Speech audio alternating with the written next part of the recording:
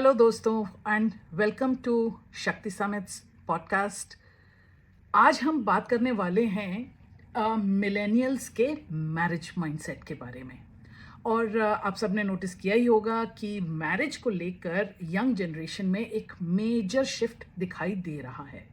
Live in relationships बढ़ रही हैं, मैरिज का कॉन्सेप्ट बड़ा फ्लेक्सिबल होता जा रहा है और बच्चों का डिसीजन डिले और डिले और डिले होता जा रहा है। मेरा जो सवाल इस पॉडकास्ट में शुरू करने वाला है वो ये है कि चेंज तो हो रहा है, चेंज इनएविटेबल है, चेंज इज़ अ कांस्टेंट, लेकिन इसका ये जो मैरिज को लेकर जो माइंडसेट का जो चेंज है उसको लेकर कितना चेंज चाहिए और क्या इसकी टाइमलाइंस हैं, ये कितनी जल्दी हम सबके ऊपर एक नॉर्म बन जाएगा, हम सब मतलब इंडिया में ख़ास तौर पर, और इसको ड्राइव क्या कर रहा है। तो मेरा पहला सवाल यह है कि इस चेंज का एक्सटेंट क्या है। मैं हूँ दैट क्यूरियस क्रिएटिव मोनिका और आज मेरे साथ हैं मेरी को host wise and vibing Deepika.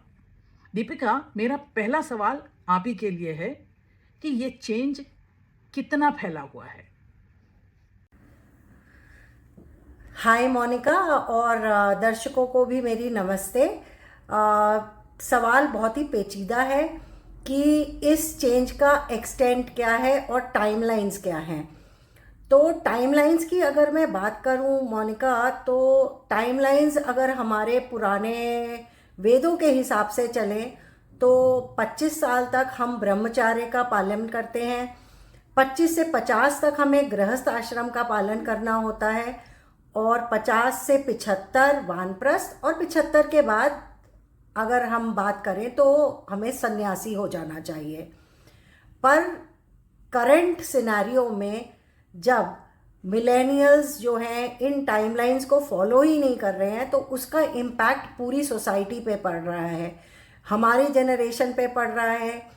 क्योंकि अगर वो 25 तक अगर ब्रह्मचर्य उनका चल रहा है 30 साल तक, 35 साल तक, तो नेचुरली उनका गृहस्थ आश्रम शुरू ही देर से हो रहा है, जिसकी वजह है कि वो उनके बच्चे और फैमिलीज देर से शुरू हो रहे हैं। उनके पेरेंट्स पे इसका इम्पैक्ट क्या है, क्योंकि बच्चे जब तक सेटल नहीं हैं तो वो इसी उधेड़-बुन में लगे हैं कि हम बच्चों को कैसे सेटल करें। बच्चे एक बारी शादी करते हैं और फैमिलीज करियर की वजह से देर से शुरू करते हैं, तो 50 साल की उम्र में जब एक आदमी को वानप्रस्थ में जाना चाहिए तब वो एक्चुअली अपने बच्चों की शादी में लगे होते हैं। और गृहस्थ आश्रम में जब हमें संन्यास लेना होता है तो हम उनके बच्चों को पाल रहे होते हैं। तो टाइमलाइंस तो बिल्कुल ही हिली हुई हैं और इसका एक्सटेंट भी दिख रहा है हमें कि not only the millennials are affected but a generation above them, जो बूमर जनरेशन जो बोलते हैं, जो हमारी जनरेशन है, वो भी काफ़ी इम्पैक्टेड है इससे, और बिना संन्यास करे ही आप शायद दुनिया से चले जाते हैं।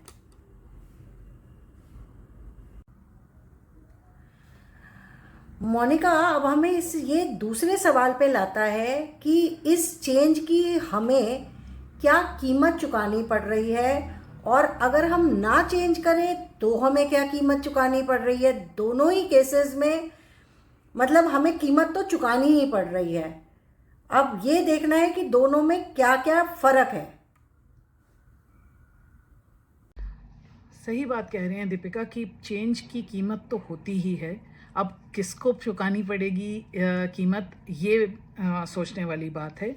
अगर मान लीजिए एक सिनेरियो है कि ये हमने चेंज रोक दिया, हमने बच्चों को हमने फिर से फोर्स करना शुरू किया कि 25 साल तक शादी कर लो, जिससे कि तुम्हारे 26-27 साल तक बच्चे हो जाएं, और जब तक तुम 35-40 साल के हो तब तक तुम्हारे बच्चे बड़े हो जाएं, और हम जो हैं 50 साल की उम्र में वानप्रस्थ आश्रम यानी घूमने फिरने का समय निकाल लें, और जब हमारे हाथ पैर थक जाएं तो 75 साल के बाद हम संन्यास ले लें कि हमें तुम्हारी ना अपनी गृहस्थी से कुछ लेना देना है, ना तुम्हारी गृहस्थी से कुछ लेना देना है।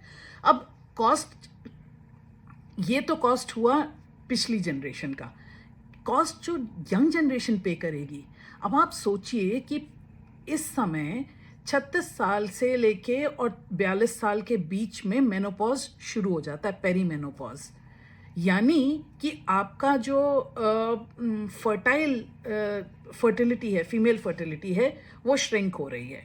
आपने शादी की 32-33 साल में, 36 साल की एज के आसपास आपका पेरीमेनोपॉज शुरू हो गया। यानी आपके जो एग्स हैं उनकी क्वालिटी ख़राब है।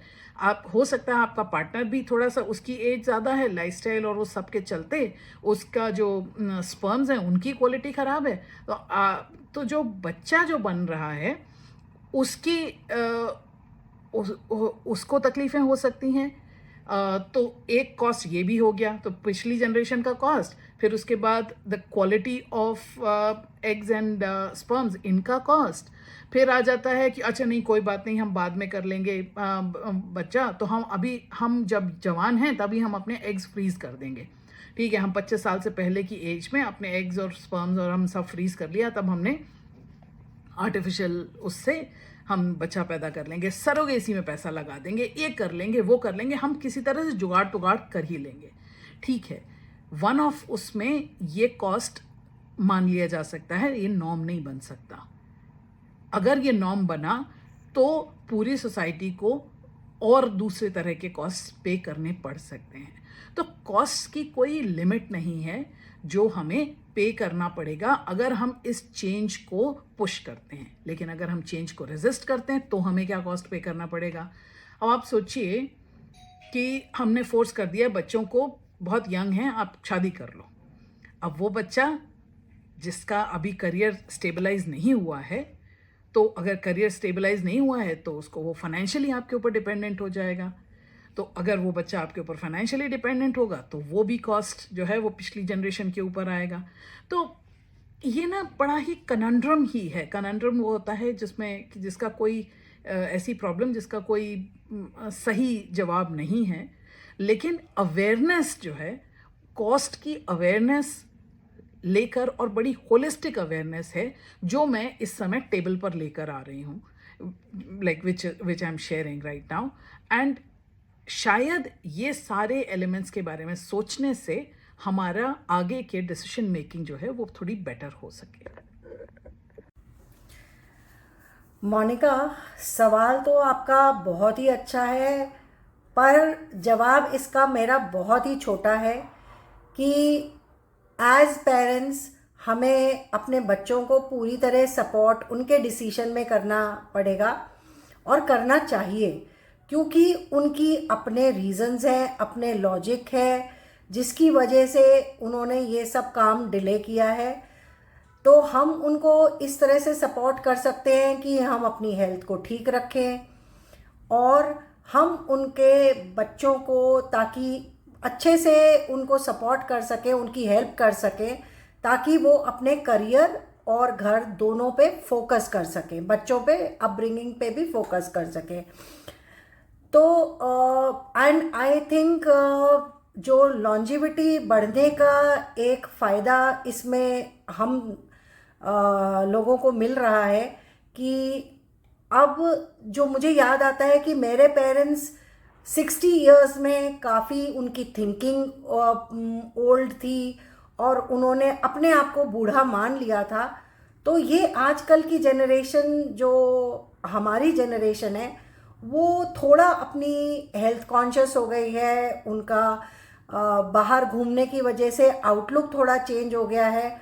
So they don't want to grow old also, so that actually helps the children even if they're having late kids, so their grandparents are active and ready to support.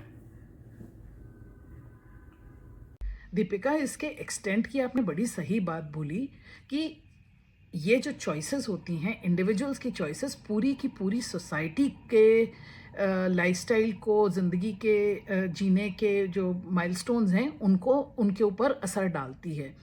और ये बात कि अगर बच्चे देर से शादी करेंगे यानी उनका गृहस्थ आश्रम देर से शुरू होगा, तो बच्चे देर से पैदा होंगे और उसके बाद हमारे और आपके जो उनकी पुरानी जनरेशन है उनके लाइफस्टाइल पर बहुत बड़ा असर पड़ेगा, क्योंकि उनको जो सपोर्ट हम अपने गृहस्थ आश्रम में रहते हुए अपने बच्चों को सपोर्ट दे सकते हैं वो नहीं मिल पाएगी।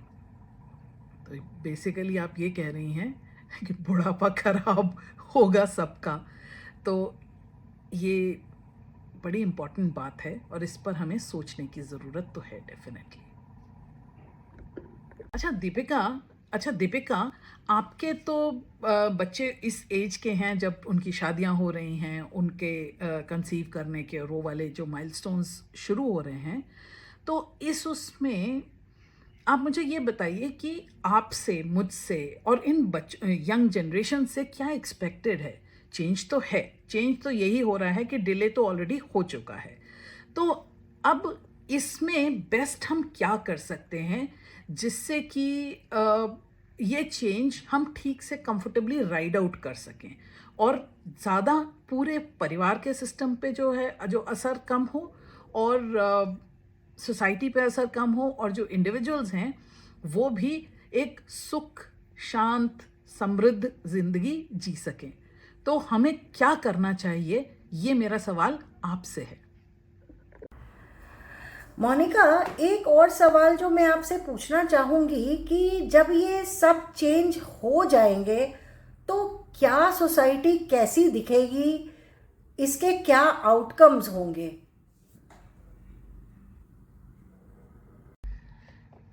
क्या आउटकम्स होंगे दीपिका, बढ़िया क्वेश्चन है और बिल्कुल ही मेरी पसंद का क्वेश्चन है। तो मैं तो ये कहूँगी कि इसके बहुत अच्छे आउटकम्स होंगे।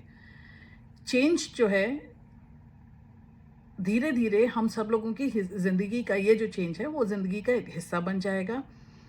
लिव इन रिलेशनशिप्स को ज़्यादा एक्सेप्टेंस मिलने लगेगी। बच्चे जब भी पैदा होंगे उनको सपोर्ट करने वाले लोग मिल ही जाएंगे।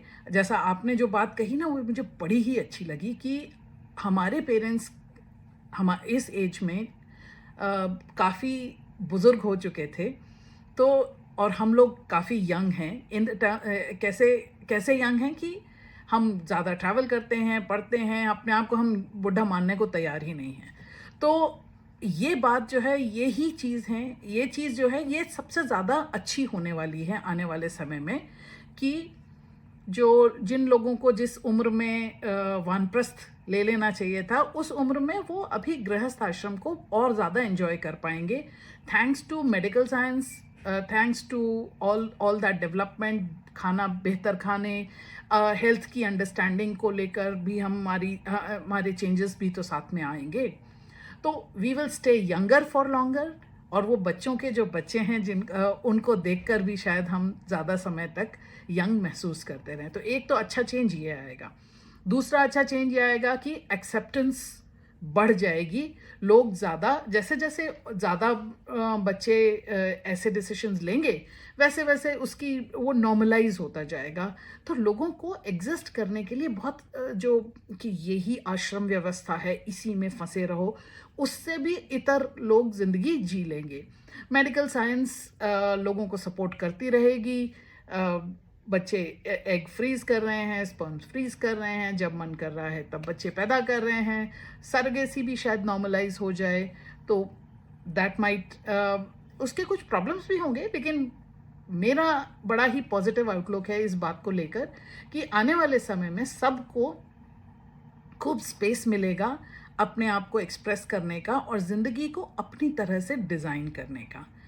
अवेयरनेस जो अभी हम लोग जिसके इस बात करने हमारी जो बात करने से जो अवेयरनेस आती है, उस अवेयरनेस को यूज़ करके हम उस चेंज को ज़्यादा कंफर्टेबली राइड आउट कर लेंगे।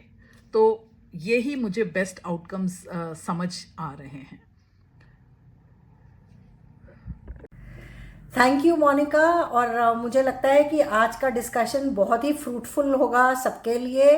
Thank you very much for asking those questions which we keep thinking, but हम उनको शायद वॉइस करने में हिचकिचाते हैं। So thank you and bye. So thank you Deepika for bringing a lot of ideas to हमारा डिस्कशन में।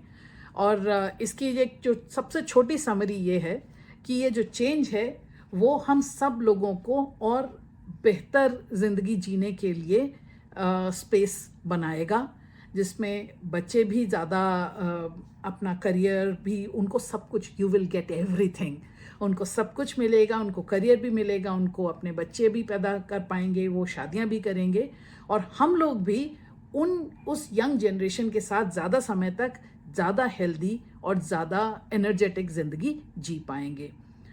जो आश्रम व्यवस्था है वो किसी ज़माने में रेलेवेंट थी, अब नहीं रहेगी। मेडिकल साइंस जिंदाबाद, वो हमको आगे तक बहुत ही हेल्दी, वेल्दी और वाइज ज़िंदगी जीने के लिए केपेबल बनाए रखेगा। शक्ति समिट्स के पॉडकास्ट के साथ जुड़े रहें, इसके लिए ज़रूरी है कि आप सब्सक्राइब करें, तो सब्सक्राइब करें, शेयर करें। ये वीडियो अपने यंग जनरेशन के साथ शेयर करें, पुरानी जनरेशन के साथ भी शेयर करें। देखते हैं कि सबका क्या ओपिनियन आता है। कमेंट्स में अपने थॉट्स ऐड करें और हमारे साथ जुड़े रहें। Thank you Deepika.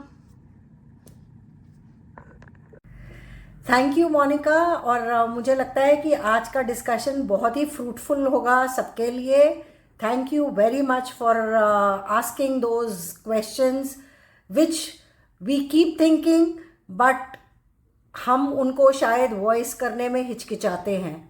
So thank you and bye.